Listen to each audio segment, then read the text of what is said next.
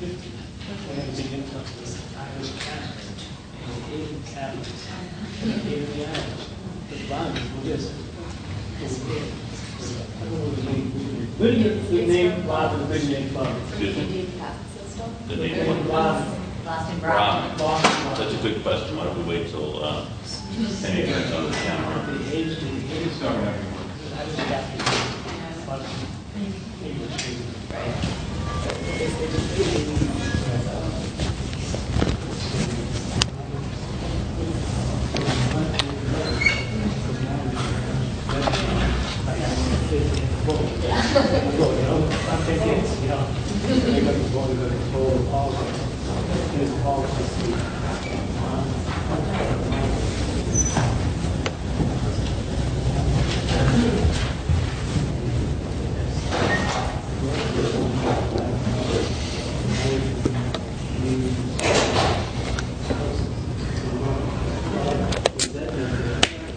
Any other questions that you want me to answer when we come back on? Okay. Whenever you're ready, Ken. Okay.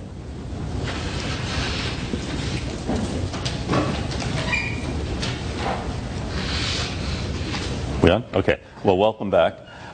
Someone just asked out of the blue where the term Boston Brahmin comes from, and it actually was coined by Oliver Wendell Holmes, Sr., the poet. He coined a lot of our familiar terms, hub of the solar system and so on. But in 1860, he wrote an essay called The Brahmins of New England about this upper class who held sway through their culture, as the Brahmins of India held their, the cultural caste that sat on top of this rather complicated Hindu society, and it was through their culture, as opposed to wealth, power, other ways that someone may stay in power. So those are the Brahmins of New England. And by his generation, well, there are other terms like swamp Yankee, which I think means a Yankee. I think. I've never been quite sure. So this means what? Swamp Yankee? Anyone know what it means?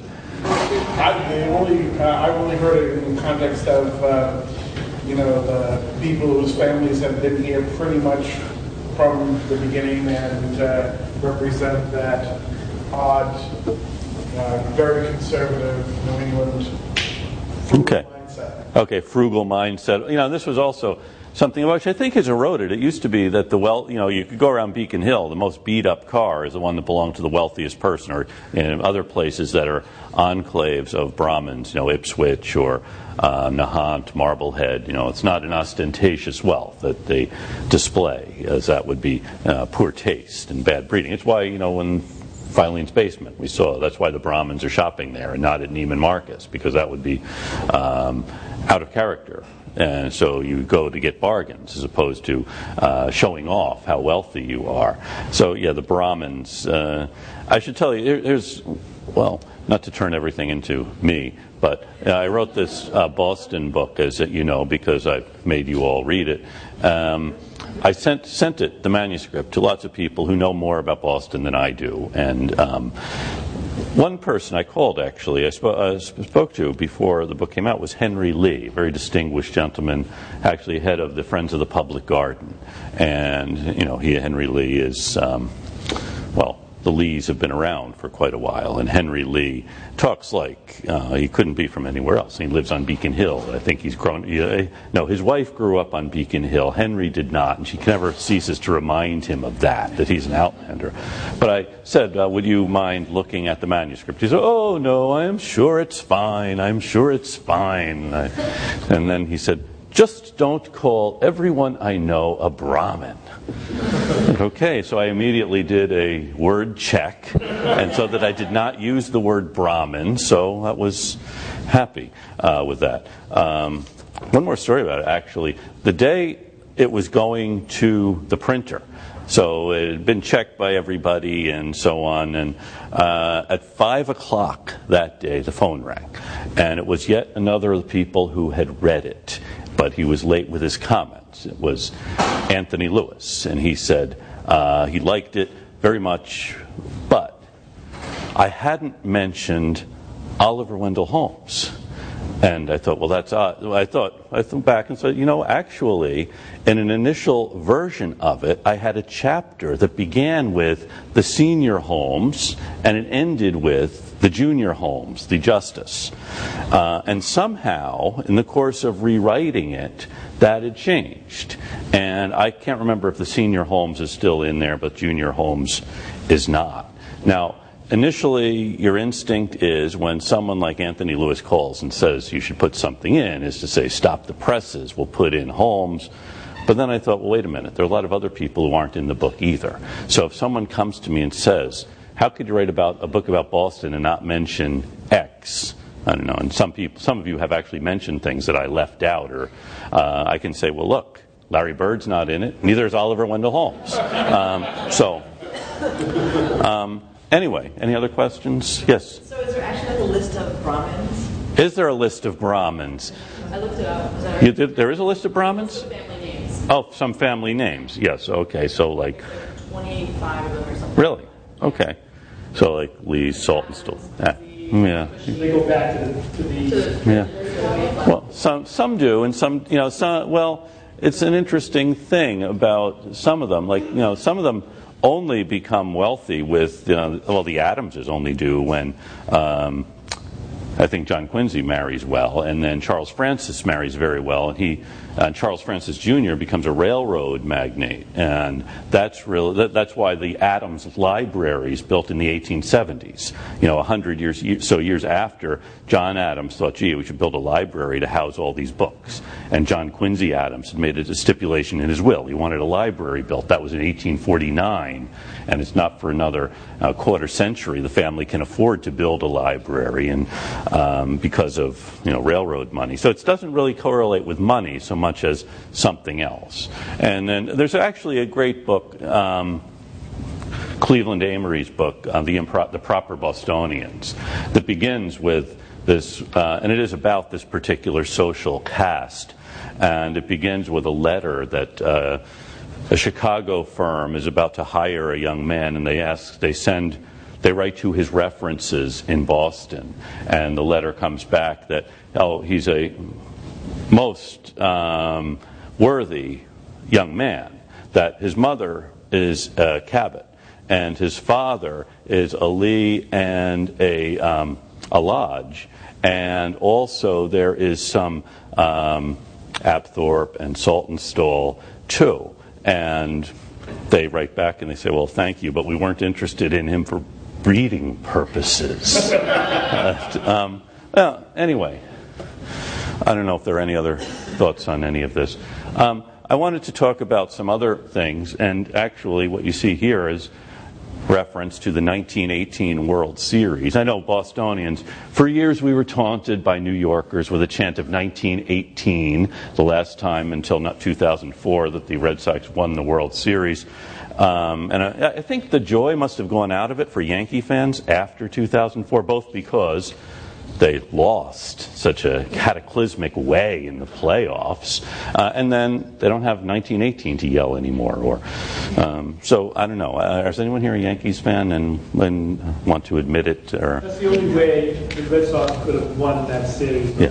They had to win it that way. They did, They had to not. And it's a funny thing. I don't want to start talking about baseball, but I remember waking. I couldn't watch that game form. I turned it off. I was disgusted. I said, no, I said, well, maybe they'll fire Francona and get a better manager next year. And then I woke up the next morning, and I turned on the radio, and it's like 5 o'clock, and I said, naturally it's still set to WEEI, and it's a call-in show, and a guy is saying, won't it be great if they do what no one else has ever done before and come back from being down 3-0?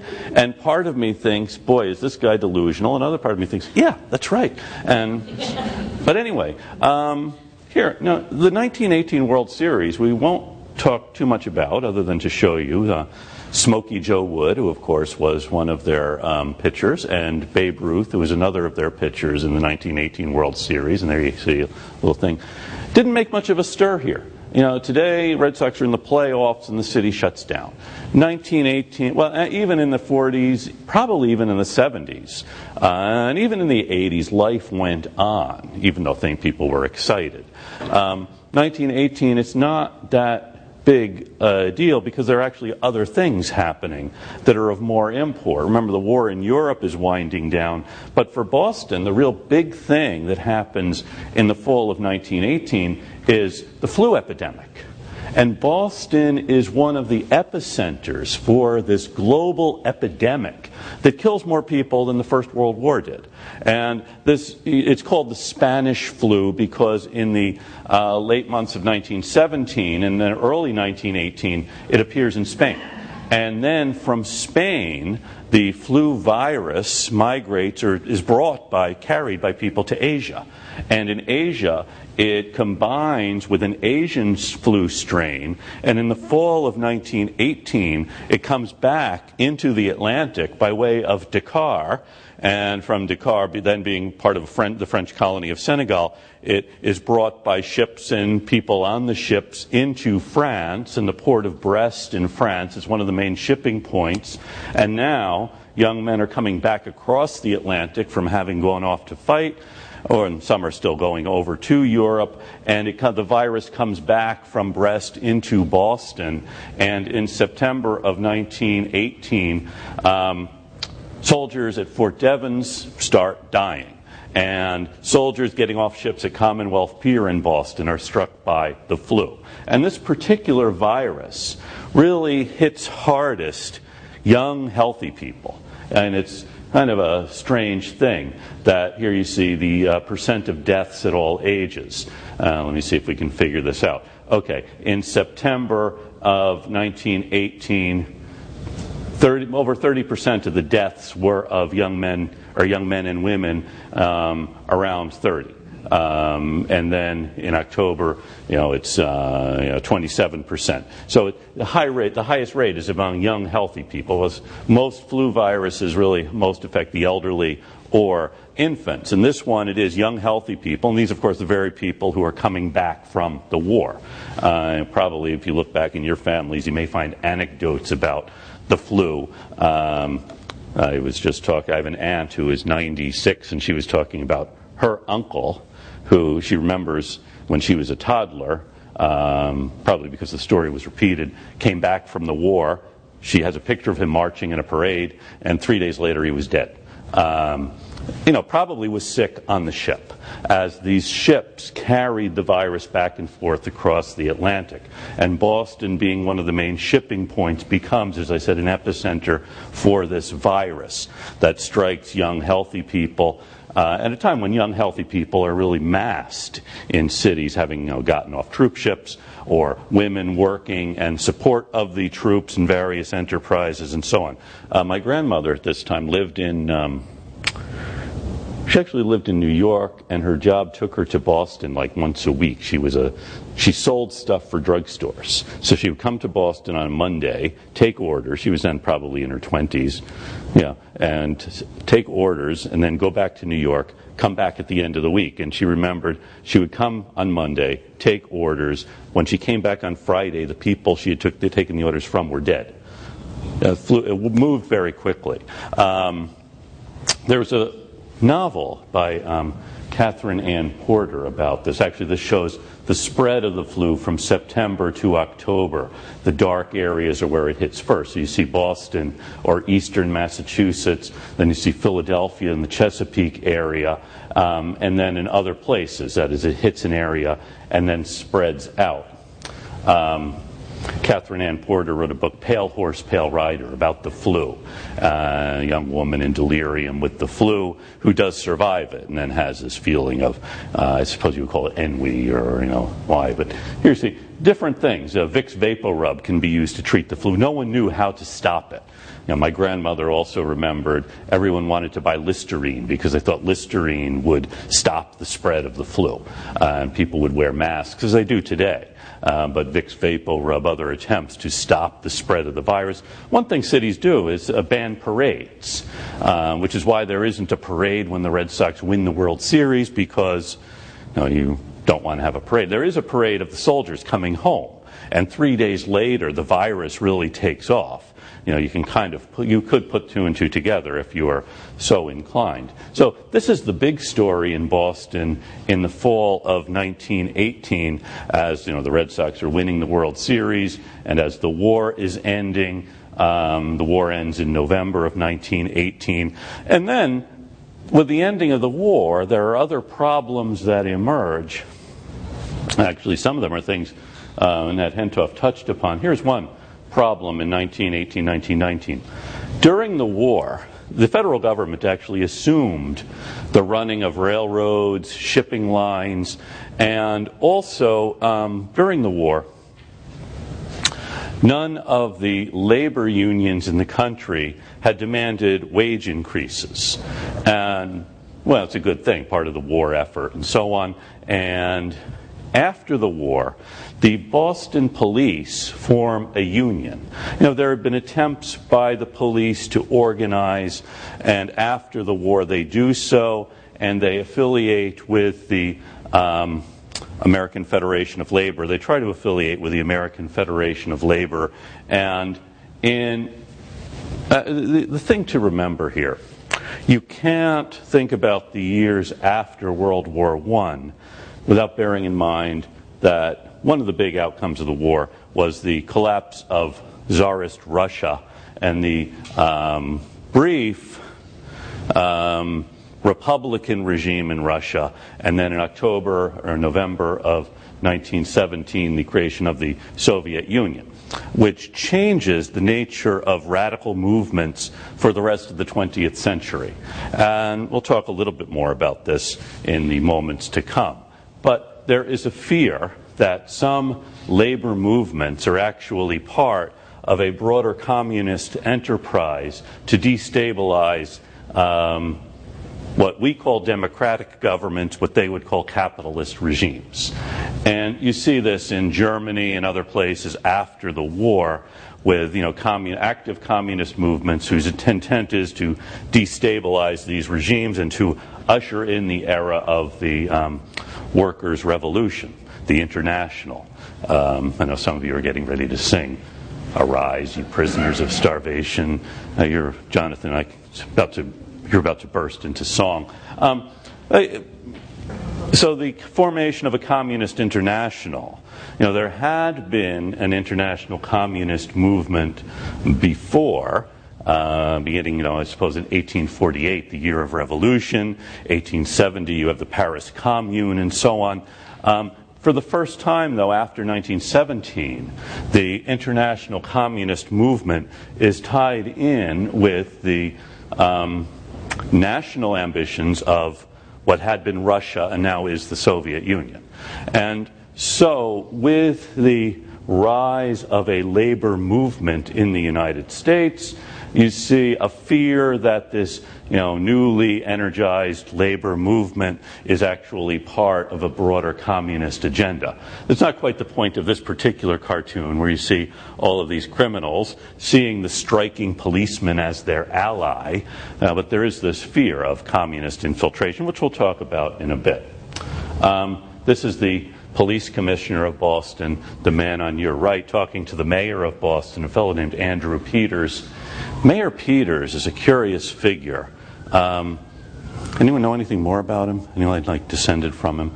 Okay. Curley had been mayor in the 1914 to 1918. The legislature, controlled by Republicans, changed the city charter to prevent the mayor from succeeding himself. Their fear was that James Michael Curley would continuously be reelected, and their only way of getting Curley out was actually to change the rules so he could not run again. And so in 1918, Curley could not run again, and Mayor Peters became mayor. And the one thing I think we know about him is he built a house outside of town in which he kept this girl, Star Faithful, from the time she was about 12 until she was somewhat older. And She was the parlance his mistress. I know there are other words for it now. Kind of a strange relationship. It wasn't public knowledge, by the way. She winds up actually very sad, and she falls off a cruise ship off of Long Island, and her body washes ashore in 1931. But Mayor Peters is not a very good mayor, aside from being a horrible person, based on what I've just told you. My apologies if any of you know his softer side. But he's completely unable to deal with the threat of the Boston police to unionize and then to go on strike, as the police want a pay raise. They haven't had a new contract since 1914, so they have reasonable demands. And the one tool, the ultimate tool that unionized workers have is to go on strike. So what happens when the police go on strike? You see that in that first cartoon of crime will have a field day. They think this is great. No one is going to be watching us. So the police do go on strike in the fall of 1919. There's actually a novel by Dennis Lehane about this, The Given Day. Has anyone read this? It's good on the police strike. As a novel, I think it's kind of long. Most of his books are quite short, so I don't know when he tackled history. He thought it was necessary to write 800 pages, but who am I to judge? So the police do go on strike, and here you see rioting in Scully Square as all of the department stores downtown are looted, and in the surrounding neighborhoods there's chaos, as there are no police, and everyone knows there are no consequences if we break the law, which people do.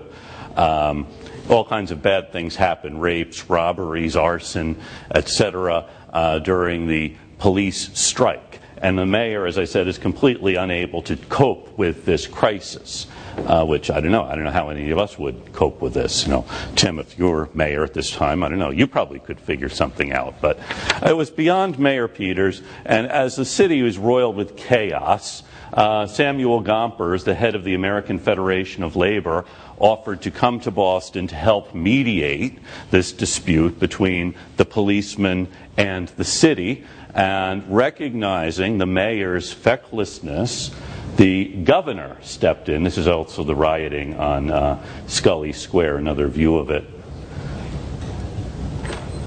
The governor, Calvin Coolidge, responded to Samuel Gompers' telegram saying, "No one has a right to strike against the public interest, anytime, any place." And Governor Coolidge fired all of the policemen who were on strike, hired new police officers, gave them the raise the other police officers had been demanding, and put the city back in order. This is the move, actually, that made Coolidge president.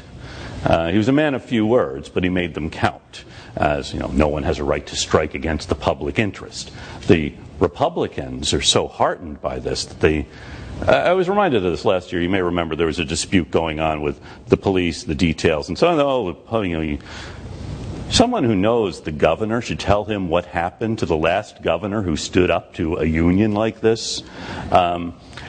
Anyway, strike that, Kenny. I didn't say that. I just don't want to. You're a union worker, right? Okay. No. Okay. I apologize. Anyway.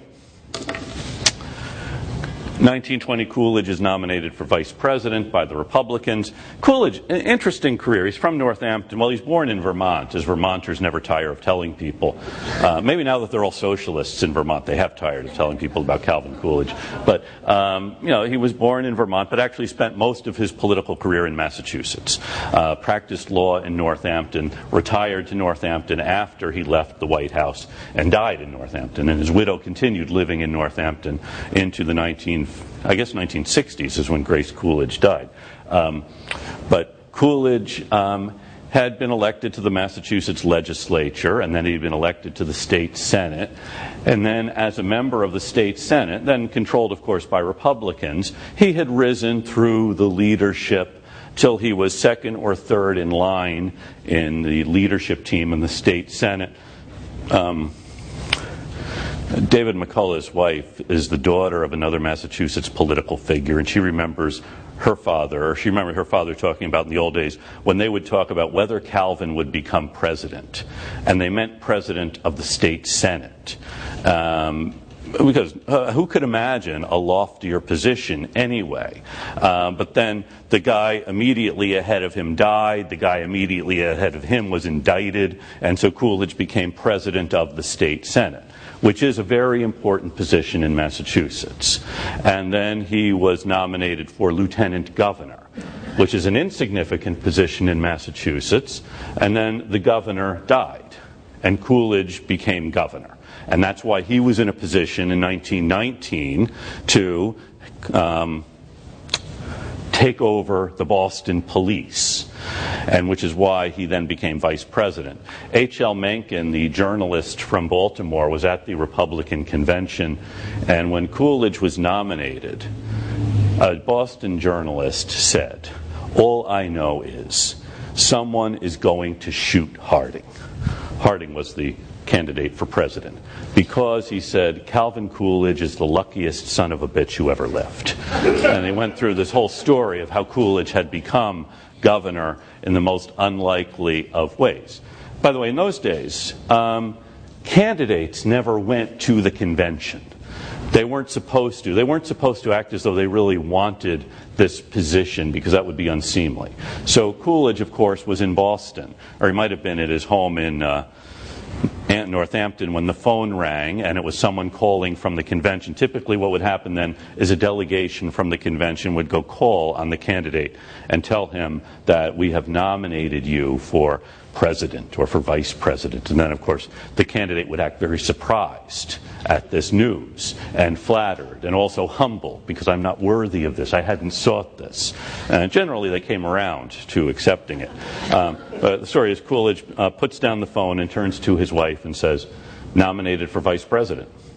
And she says, "Are you going to accept?" And he said, "I think I have to." And he did. And he became vice president. Interesting. 1920 election, it's probably one of the few. Anyone know who the Democratic candidate for president was? No. He's a Republican, and that's 1936, but that's a good guess. Right century, anyway. Newspaper publisher from Ohio named James Middleton Cox. Okay, the Republican candidate was a newspaper publisher from Ohio named Warren Gamaliel Harding. Democratic candidate for vice president? Franklin Delano Roosevelt. The Democrats wanted someone with the Roosevelt name on their ticket. And the other Roosevelt, as you know, was a Republican. And Coolidge becomes president. So in 1923, when Harding does die, no one shoots him, but he dies. Okay. Before we get to that, I don't think we'll have much more to say about Calvin Coolidge tonight, or actually any night. A number of years ago, there was an historian from, what was his name? Richard Norton Smith wrote a book about Coolidge. He gave a talk at the Mass Historical Society and told us what a progressive Coolidge was, which I suppose he was, in the terms of progressivism. But I think he was trying to argue that we would have voted for Coolidge if he were around now. And I always wondered, okay, that's a good talk to give to a Massachusetts audience, rehabilitating Calvin Coolidge, but you could probably give a different talk to the Hoover Institute about Calvin Coolidge. And he's a more interesting guy perhaps than has been that we have been led to believe. But there's no need for us to talk more about him now unless anyone wants to. Coolidge, okay. Now here's another interesting guy. And this is another 1920s in Boston. And this is Charles Ponzi, who arrived in Boston sometime around 1918, 1919 by way of Montreal, where he said he had been studying international finance. And Mr. Ponzi developed a plan by which you could double your money in 90 days if you invested it with Mr. Ponzi. And it all rested on these postal coupons. Back in 1908, countries of the world had gotten together and formed a convention to deal with what was a serious problem among immigrants. You've left Poland and come to the New World, and you write to the folks back home because you're making money here and you can afford to write to them, but they can't afford to write back to you. Similarly, if you'd left Naples, or you'd left Prussia, or any of the other places in the old world, your relatives could not write back to you because of the cost of postage. So how wouldn't it work, because you can't send cash through the mail, if you in Boston or in New York or in Tampa or in any other city with a lot of immigrants could go to the post office and purchase a postal coupon, which you could then send back to Prussia or Estonia or Latvia, and your relatives there could then redeem this for postage stamps. Brilliant idea. So in 1908, the nations of the world had come up with this international postal coupon, which allowed people to correspond with their relatives back home, and for the relatives back home to write back to them. Now, Mr. Ponzi realized something, and that was that the cost of postage varied from one country to another. So, if, for example, you purchase one of these coupons in Boston for 11 cents, and that's what it would have cost to send a letter from Boston to Naples, well, in Naples, it's 15 cents for a first-class letter to go from Naples to Boston.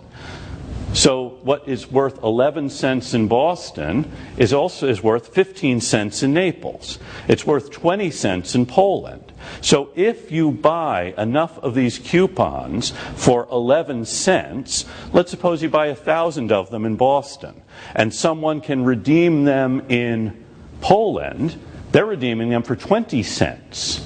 1,000 of them, how much is that? $200. It's how much? $200. $200. 10,000 then would be $2,000. So if you can buy enough of these, how much would it cost to buy? You buy 100 of them for $110, then you get $200. That's you've made $90 in this transaction.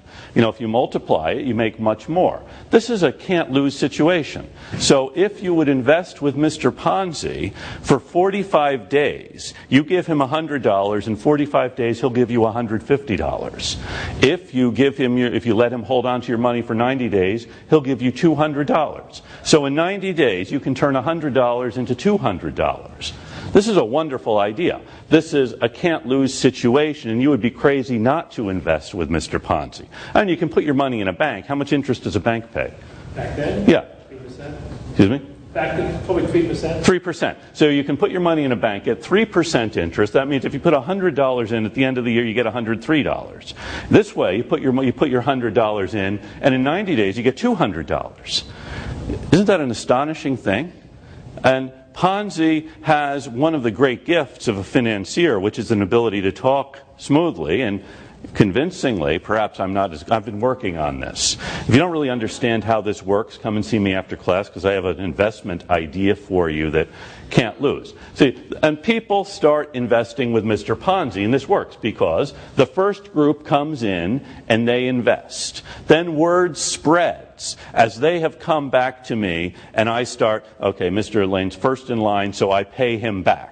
I give him his $100 plus 50 more. Then I say, you know what, if you let me hold it for another 45 days, I can give you $200. Are you going to give the money back? Absolutely. Okay, so he's now giving me $150, and now you've come in. You really want your money, so I give you your money. Okay, now you hear these guys have just they're doubling their money. So you now want to invest with me, and that's good, because then as more of them come to get their money back, I'm giving them the money that you have just paid in. Now, this is the way it works. It's now called a pyramid scheme. And people forgot how all of this worked until Bernie Madoff kind of, basically destroyed the economy on this. And Ponzi does much the same thing. Something like 35,000 people lose everything by investing with Mr. Ponzi. Because he's not actually investing in postal coupons. He's simply giving back the money that he's taken in. Aside from what he uses to buy a house in Lexington, a mansion in Lexington, and every morning he arrives at his headquarters on the Niles building on School Street in a Duesenberg driven by a Japanese chauffeur. And that's really the height of luxury, having a Japanese chauffeur. And every morning, the only people allowed to park on School Street were Mayor Peters and Charles Ponzi. And Ponzi would arrive in his Duesenberg, and there would be a crowd there ready to give him money. Occasionally there would be someone who wanted their money back because they heard this might not be on the up and up, and he, of course, would gladly give it to them because he wouldn't want you to be at all distrustful. And he's hurt that you would distrust him, but he can understand. And you, at the end of him being so hurt, would feel bad and would naturally not only give the money back to him, but might find more. And, it would probably be a good idea to mortgage your house so you could invest with Ponzi. After all, in mortgage, you can pay off your mortgage easily with the money you're getting back from Ponzi. It's a wonderful scheme that Ponzi has, and it stands to make people rich. And the people who are investing with him are a lot of immigrants, and Ponzi is one of them. He is Italian. He had come from Italy and come by way of Montreal, and he is showing that Italians, who are among the newest groups to arrive, are able to make it here. And one morning, as he is getting out of his Duesenberg, someone asks him, "Mr. Ponzi, who are the greatest Italians who ever lived?" And he says, "Well, Columbus discovered America, and Marconi invented radio," and someone says, "and Ponzi discovered money." Now, some folks have their doubts about Mr. Ponzi. One is a guy named Arthur Barron, who publishes a newsletter about investing. It's still around. And Barron thought this whole thing wouldn't work. That is, there aren't enough postal coupons in circulation to make this work. Then he goes too far and he says, of course, Italians can't understand finance. It's too complicated for them. Well, now he's insulted Italians, and out of pride and the fact that Italians, as Ponzi pointed out, had invented banking in the Middle Ages, where do you think the Borgias were up to, said, well, actually, you have to invest with Ponzi, and Italians know how to do this, and we can become just as wealthy as the Brahmins, buying houses in Lexington, chauffeur-driven Duesenbergs, and so on. Then the Boston Post actually starts looking at, Ponzi does a couple of things wrong. One is he hires a publicist. This is actually the dawn of the era of the publicist, the public relations person. And Ponzi's public relations person wonders, A, if Ponzi has a couple of thousand people lining up on School Street every morning to give him money, why does he need a publicist? 2, how come this guy keeps showing up demanding that Ponzi pay him for the rented office furniture in the Niles Street building? If Ponzi is doing so well, how come he's renting furniture? B, how come he can't pay this guy? And then C, Ponzi has become he now has a seat on the boards of directors of 5 of the local banks, because Ponzi is each of the bank's biggest depositors. Well, that's great. Ponzi has an interest in these banks, but if Ponzi can make 100% return on his investment in 90 days, how come he's putting his money into banks that pay 3% over the course of a year? These are the things that don't add up. And so the publicist looks into this, and the publicist actually goes around the corner to the Boston Post, which is New England's leading newspaper. And the Post investigates Ponzi, and they send a reporter up to Montreal, and he actually talks to the warden of the prison where Ponzi had been for writing bad checks, and the warden says, well, if Mr. Ponzi was studying international finance here, it must have been by looking over the wall of the prison. And so news comes back to Boston that Ponzi is actually a fraud, and his enterprise is shut down. Ponzi maintained that he could have made a go of it if the state hadn't shut him down so quickly. He's put on trial, an interesting couple of trials that Mr. Ponzi has, first for the federal charges, and his lawyer convinced him, well, have the case for the federal charges first, you'll go away for a few years, by the time you're done, the state will have forgotten about you. And when Ponzi gets out, the state had not forgotten about him. He goes to Florida to raise, actually, Ponzi is such a charming guy. And if you want to be a fraud, you really need to be charming, I suppose. I don't know if there's a correlation between charming people and fraud. I suppose the Brahmin in all of us would say, yes, there is. The warden of the penitentiaries, in the penitentiary down in Plymouth, drives Ponzi up to Boston so Ponzi can research his appeal in the social law library. I don't know. when you were in, did the warden drive you around so you could... Well, only in Duesenberg. Yeah, the Duesenberg, yeah. So, and then Ponzi actually, he gets out and he goes to Florida to raise money for his appeal, and he raises it actually by selling land. This is in the mid-1920s. There's a land boom going on in Florida, and he starts the Charpon Land Company, and a newspaper reporter there discovers that this Charles Ponzi, the Charpon Company is run by the Charles Ponzi, who took $15 million from these 35,000 investors in New England, and they take pictures of the land, most of it being underwater, and that's the end of that particular scheme. And Ponzi goes back to jail, and in the 1930s he's deported to Italy. And there are two schools of thought on Ponzi. If he took your life savings, you're going to want to kill him. If, on the other hand, you got out early, you may believe that if Ponzi actually was, he might have made a go of this, if only he had been given a chance. I change my point of view every time I talk about poor Mr. Ponzi. He actually dies in Brazil.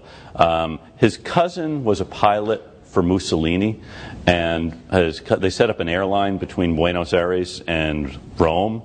And then Ponzi, in the late 1930s, discovers, he says, that his cousin is actually smuggling diamonds into Italy and other precious minerals from South America and helping out the fascist regime. And he's horrified at this, and that shuts the airline down. It's also plausible to think that perhaps the cousin hadn't fully included Mr. Ponzi in whatever payoffs were going on, and that irked him. Anyway, he dies in a flop house in Buenos Aires, although he wrote an autobiography. And he wrote to people in Boston about this autobiography, offering them an opportunity to invest. People who had been in power in Boston in the 19-teens and 20s might have an interest in how Ponzi's autobiography would portray them. And for $25, he will ensure that your portrayal is fair and reasonable. He didn't get that many investors, and he died in Buenos Aires. So, but his name lives on, Ponzi scheme, and coined by Charles Ponzi back in 1920 on School Street in Boston. Okay, now here are a couple of other Italian immigrants, Bartolomeo Sacco and Nicola Sacco, this fellow, and Bartolomeo Vanzetti, two Italian immigrants who were anarchists. Now, it's a complicated story about Sacco and Vanzetti, and it touches on some of the same things that Nat Hentoff was talking about, but can't forget this, that in 1919, a group of anarchists planted a wagon filled with dynamite, and in these barrels of dynamite they had the weights from window sashes. And they put this in front of J.P. Morgan's headquarters on Wall Street at noon to go off, killing the mule who had driven this wagon onto Wall Street, as well as over 100 people, knowing that at noon office workers would be coming out of the Morgan headquarters and that this would explode. And they thought it would destroy J.P. Morgan's offices, as well as all of those who were working in this capitalist enterprise. Sacco and Vanzetti were it's a misnomer to say that they were followers of this particular philosophy of the anarchists. It's a political ideology that comes from, Italy and Tsarist Russia. And the basic philosophy is this: the state exists in order to coerce you and control you, and the state will use violence to coerce you into support of the capitalist system. And because the state will use violence against you, you are justified in using violence against the state. And in the 1880s, as you probably know, some anarchists had blown up the Tsar of Russia. In the 1890s, some anarchists killed the Prime Minister of Sweden. In 1901, an anarchist killed the President of the United States. Now, it's not a political movement that says, let's sing songs and march down the town square waving colorful flags. We will use the same force against the forces of oppression that it uses against us. And Sacco and Vanzetti were anarchists, and they were part of this anarchist circle that extended, well, circles. There was an anarchist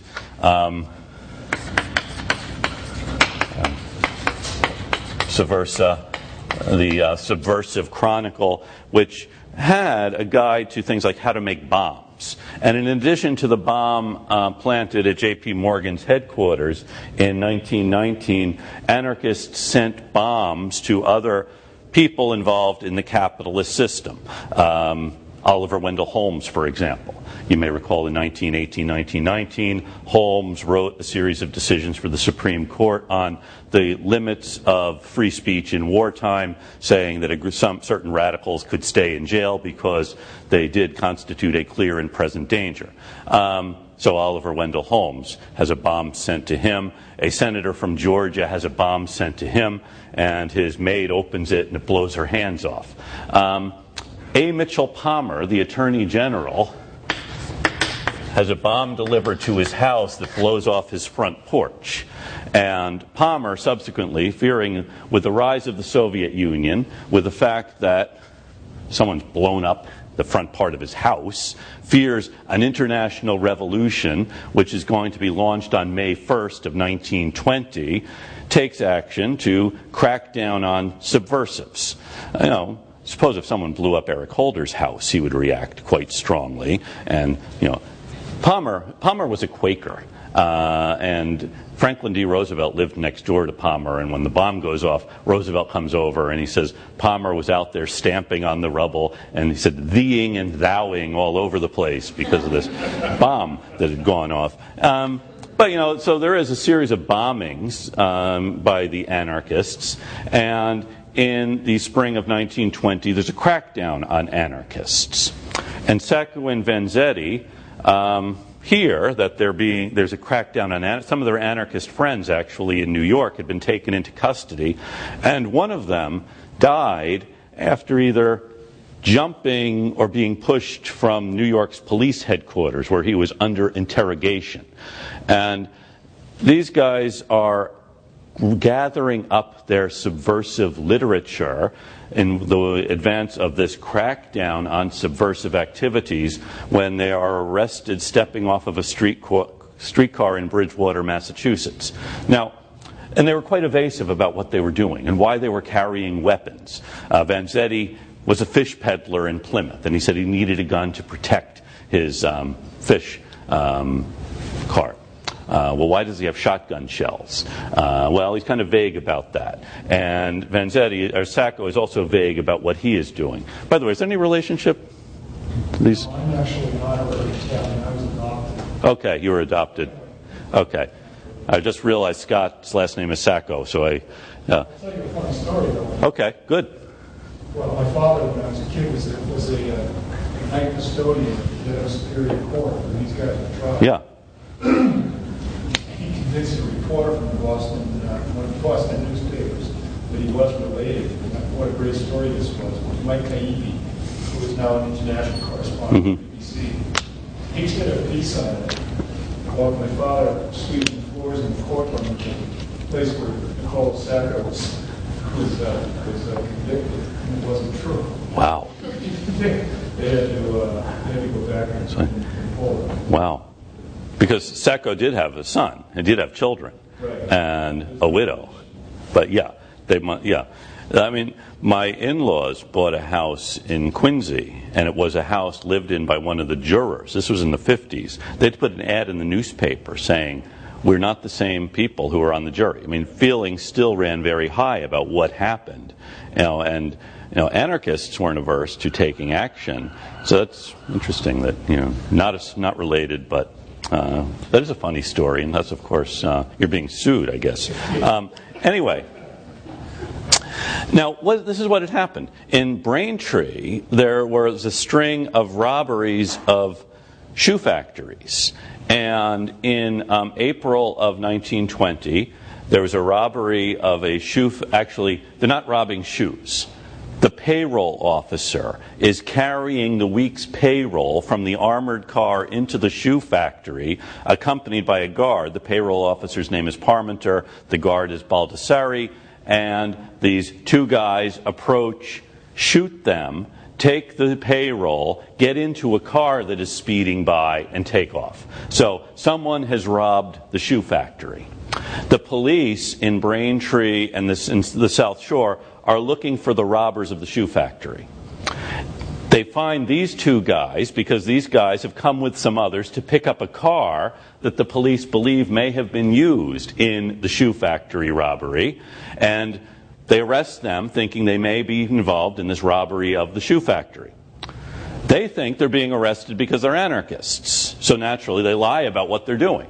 We're out, we're protecting ourselves because, we have this fish stand. And Sacco worked in a shoe factory. They don't know about, there are two different schools of thought. There's one school of thought that says, yes, they were part of that gang.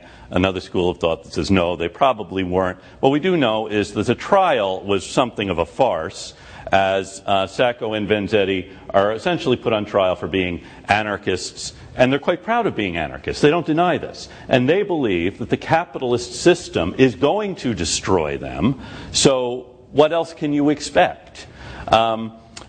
A fascinating case in 1920 as they're tried for this robbery of the shoe factory, which, as I said, they may or may not have committed, but they think the real reason they're being put on trial is because they're anarchists, and naturally the prosecutor uses that. The reason they're robbing the shoe factory is to finance this anarchist movement that wants to overthrow the government of the United States. They had spent much of the war in Mexico. They had gone to Mexico during the war to get away from this capitalist war, and now they argue that they love this country. Well, why were they in Mexico? And the prosecutor has this long interrogation of Sacco. Well, did you love this country when you went to Mexico? Did you love this country when you were in Mexico? Did you love it when you came back? And they are both convicted and sentenced to death. And then a series of appeals started. Fascinating case from a legal perspective because of the series of appeals. And the evidence, quite frankly, was, one piece of evidence was Sacco's hat. The hat has a hole in the lining, and the argument is this hat was found on the street in Braintree after the crime. It has a hole in the lining, and that's because every day Sacco would come home and would hang it up on a certain nail, and that made a hole in the lining. So the jurors saw that. This is the hat. We have testimony that was his hat, hole in the lining, found on the street. Turns out, subsequently, the hole was made by the sheriff who picked it up from the street and wanted to see if there was any identification, and he tore a hole in the lining. And there was also the bullets had kind of an interesting history to them, and Sacco and Vanzetti are both convicted and sentenced to death. And then on a series of different motions challenging pieces of evidence, the defense tries to make a case to give them a reprieve. Now, in this, excuse me? No. The money was found somewhere else eventually. No, not to my knowledge. It's a fascinating case, and there have been books written about it.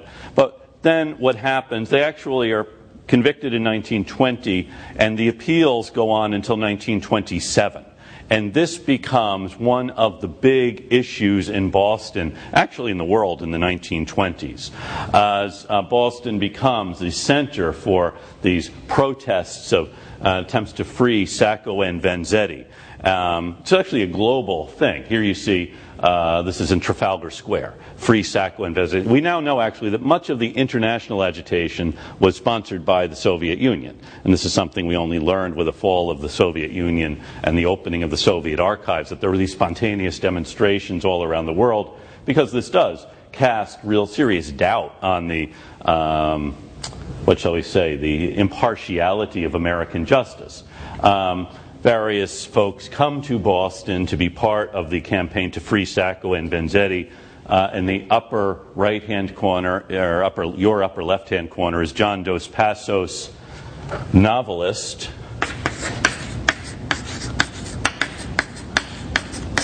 Dos Passos wrote one of the great early 20th century works of American literature, 1919, this trilogy on American history, a modernist book.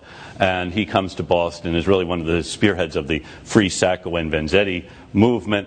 He has an interesting political career, or trajectory. He starts off as a young radical, and in the 1960s he's a Goldwater Republican. And actually he continues writing. And so he writes books in the 1960s carrying this whole trajectory forward, and it makes great sense as Dos Passos writes it. And then bottom is Edna St. Vincent Millay, the poet. Every day they would rally in front of the State House and certain people would be arrested. And it becomes something of a ritual, who gets arrested. Catherine Ann Porter is in the upper hand corner. She wrote a great essay on this in the 1960s, The Never-Ending Wrong, about what happened to Sacco and Vanzetti. Also about this movement, as she recalls being in one march in Boston, and the real ringleader of this enterprise was a young woman who was quite clear was a communist, and said, and Catherine Ann Porter, being somewhat more sentimental, said she hoped they could do something to save them. And this young woman said quite angrily, "Save them? What good are they to us alive?" That is, they have to be martyrs in order for them to make any sense. And she was quite shocked at that. And here is Upton Sinclair. You probably know him as the author of The Jungle. He wrote a novel called Boston. Well, using the term novel with anything Sinclair wrote is kind of a misnomer. It really is a book about the Sacco and Vanzetti case. And it's a very interesting, perceptive book. There's even a Beacon Hill lady who is involved in trying to save Sacco and Vanzetti, these two poor schlub immigrants. Fascinating story, though, about this whole movement. In fact, until recently, there was a Harvard professor whose name was Sack Van Berkovich. His parents had named him for Sacco and Vanzetti. And here we have Louis Brandeis, Supreme Court Justice. Brandeis did refuse to, well, he did actually. The Supreme Court weighed in kind of tangentially on this. The lawyers for Sacco and Vanzetti, just before their execution, go up to Beverly to try to get Justice Holmes to sign a writ of certiorari. Then they go down to Chatham to try to get Brandeis to sign it. And Harvard law professor Felix Frankfurter really becomes involved in this, not because he likes anarchists, but because he thinks the whole trial was a travesty. There were various problems with the evidence, and the fact that in those days in Massachusetts, in order to appeal a case and argue there was some error in the trial, which is the only way you can appeal it, you have to get the original trial judge to say so. And in fact, all of the appeals would be heard by the original trial judge. Well, if he made a mistake in the first case, he's not going to say, gee, I was wrong in that first case. And in this case, Judge Thayer does dig in his heels and isn't going to change his mind about what happened. Becomes a very serious issue. Governor Fuller, whom you see here, actually appoints a commission of 3, and one of the 3 is Abbott Lawrence Lowell, the president of Harvard, to look into the evidence, which they do in the summer of 1926 or 27, and they find that actually there is sufficient evidence to execute Sacco and Vanzetti, and they are electrocuted in Charlestown in August of 1927. And here you see funeral procession going from the North End through Boston to Forest Hill Cemetery, where they were cremated. In fact, their death masks are now in the Boston Public Library as this huge funeral for these two guys. There was an attempt to pardon them, and Sacco, I am told, refused to be pardoned because he thought this was all part of what he had to do. That, yes, of course, the capitalist system is going to kill them both. And here you have Gutzon Borglum's monument. Borglum, the sculptor of Mount Rushmore, made this monument to Sacco and Vanzetti and tried to present it to Massachusetts, and Massachusetts refused it. And then in 1937, again, they tried to present it to the state. The state refused it. And the plaster cast is now in the rare book, just outside the rare book room of the Boston Public Library. As although I am told, again, this is a case that has, okay, anarchists naturally see this as a grave injustice, which it was. Those who believe in the sanctity of the judicial process also should be concerned with this. Free speech also, as they had unpopular political opinions. Also, they're Italian, and that was part of the prejudice against them. And Mayor Menino is interested in having this monument to Sacco and Vanzetti put somewhere in Boston, even though, as you should know, Mayor Menino is not an anarchist, but we have it. So, 1920s, lots of fascinating stuff happening, and I could go on, but I've already kept you past... Well, I know it's past my bedtime, and so I will see you all next week, special guest, former Senate President William Bolger will be joining us, so bring your questions, and I will see you next week. William Bolger, former President of the State Senate.